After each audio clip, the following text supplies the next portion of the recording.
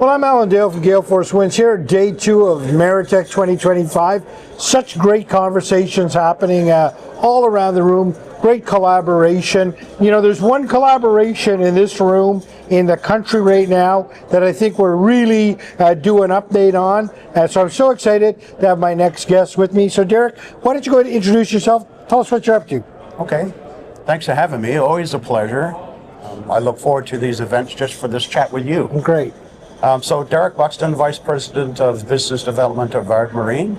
We're up to a lot of things, but the big marquee thing right now continues to be, as it has had for the last couple of years, our Team Vigilance Initiative to bring new capability to the Royal Canadian Navy. Now, give us a little synopsis of where we are with Vigilance as of today. Great collaboration, you're building great partnerships, strong connections with Canadian companies all across the world, going deep into the supply chain to make it all Canadian. Talk to me a little bit about the update on that. Yeah, and so the view that we have is we want to reignite the level of national ambition that we had in the 1990s with the Canadian Patrol Frigate. As most viewers are aware, that was a seminal time with regards to the Navy and the Navy capability in Canada. It was the reason why many of us were recruited into the RCN in the day. And out of that program, for a ship that was designed in Canada by Canadians, built in Canada by Canadians, it spawned a lot of spin-off product lines and companies that in turn have become very, very successful. And so with the recent trend in the National Shipbuilding Strategy programs to acquire somebody else's design, you then get saddled with or have to live with somebody else's supply chain in many instances. Now, there's been a great effort by those programs to maximize Canadian content, but it hasn't been to the extent that it could be if it was a fully homegrown product. And so that's what we hope to do. And so, you know, in our view, you can't boast to have a truly strategic shipbuilding capability if the guy who's providing your propellers isn't in Canada. Just one example. Yeah. And because a propeller obviously is a pretty fundamental piece of any ship. Yeah. Ontario Shipyard, a big part of your plan, and of course the new government in Ontario, or certainly a new mandate with the government, and a strong emphasis on shipbuilding. Yep. That must have been music to your ears. Yeah, absolutely. And so the province has been exceptionally supportive of our efforts, and particularly the work that Ontario Shipyard has done in conjunction with the province has been huge. We've already received funding through several rounds of government funding programs with the province to do things like knowledge and technology transfer. Now, part of the team, as you're aware, is Fincantieri, the world's 4th largest shipbuilder, as a strategic industrial partner. And so the process of knowledge and technology transfer to help rapidly ramp up the shipyard is already well underway. And we've done that with the support of the province, and the support forthcoming from the province as we move forward will be even to a grander scale, and that's hugely beneficial to us. Bringing shipbuilding back to Ontario, which has been a traditional shipbuilding center in Canada, and frankly, the corvettes that were built in many centers in Ontario, whether it be Collingwood, Kingston, Hamilton, or St. Catharines, helped us to win the Battle of Atlantic, right? 100%. A seminal moment in Canadian naval history. And so we certainly look to reinvigorate that, bring that spirit. Many folks in the Navy love their heritage and their history, and that's one little, cool little tie back to what was and what could be in the future.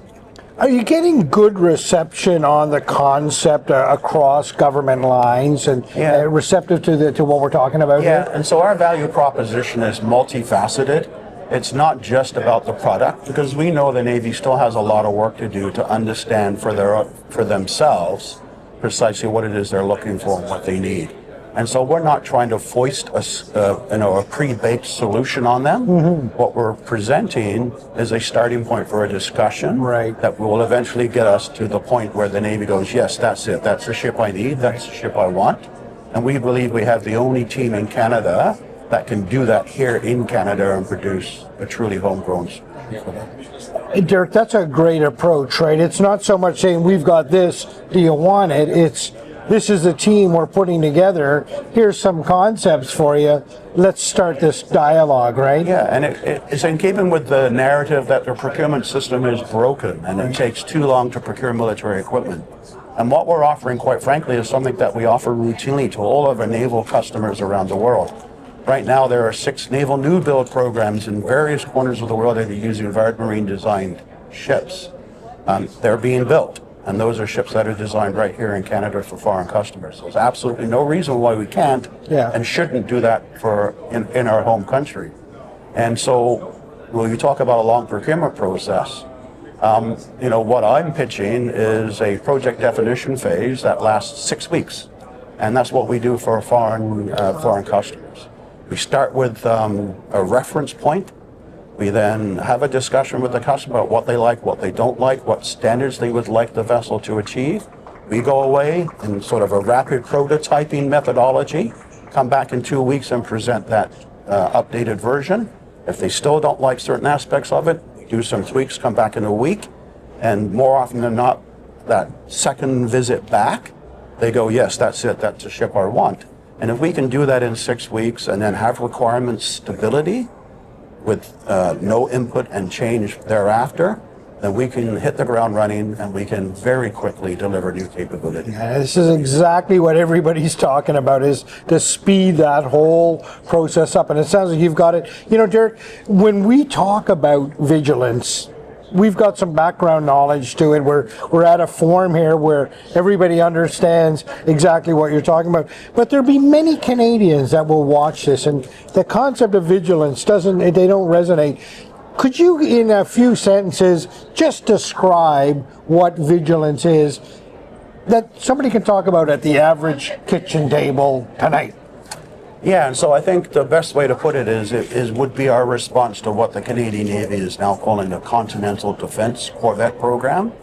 It's a vessel of about 100 meters in length that has a high level of military capability, but not to the extent that the River-class destroyer has military capability. So it has the ability to operate in a military context, but also serve the Navy as a true workhorse, a very robust, cost-efficiently built, cost-efficient to operate workhorse for the Royal Canadian Fleet, taking care of missions in our own domestic water space, but also being capable of being deployed globally in a fast, safe, and comfortable way to be forward-based overseas and support naval missions in other parts of the world as well. And so everything from, traditional law enforcement type missions, all the way through to mine countermeasure missions in domestic water, all the way through to supporting a surface element group or a task force in a foreign deployment as part of a task group formation. That's a great definition of it, and something for Canadians to sit around that dining room table from coast to coast to coast and discuss and talk about what's involved. But the best part of course, is all Canadian, all built in Canada, right? And this is just growing our own economy while solving a problem for our Navy. And that's exactly what we need right now in the moment that we find ourselves in as we move forward here in the next number of years. And so that's a very important aspect for us, is something that we fully subscribe to, and that is that level of national ambition, making it a truly homegrown Canadian product. We have our preferred suppliers program that you alluded to. Right now we have 28 companies that are involved. Each one of those has a value proposition which is consistent with what the Navy could be looking for. And many of those suppliers are suppliers who already provide equipment and systems to the Navy. And so we further add to the sort of cost effectiveness by ensuring that there's commonality across the entire RCN fleet. And so our list of preferred suppliers is continually growing. We will have more announcements between now and CANSEC as we're in dialogue with a number of companies to join the team. But what I can share is that yesterday, late in the day, there was a press release from Ontario Shipyards to announce the latest member to join Team Vigilance, and that is Algoma Steel. Big announcement. Which is huge. And it's huge for two reasons. Firstly, because ABS, our selected class society, ABS Canada, has certified us to use Canadian CSA grade steels in the design of this vessel. which are readily available in Ontario, adjacent to the shipyard. And so we can take them right off standard mill runs. The logistic costs are way reduced. We can even operate it with just-in-time delivery given the proximity to the shipyard. But also equally importantly, if the ship needs repairs through life, the steel is readily available in Canada for repairs. And so it further reduces through life costs. And Lord knows at this point in time, with the threats that our steel industry are under, bringing a Canadian steel supplier and having the wherewithal to design the ship using Canadian steel grades is going to sort of help that situation immensely. Well, that's what an all-Canadian solution looks like. Incredible work being done with Team Vigilance, and I know that it looks all calm on the surface, but there's a bunch of you fellas that are kicking like ducks underneath the water to make this thing go forward. Really appreciate you bringing us up to speed on it. Thanks, Derek. Great. Thanks for having me. Very much appreciate it.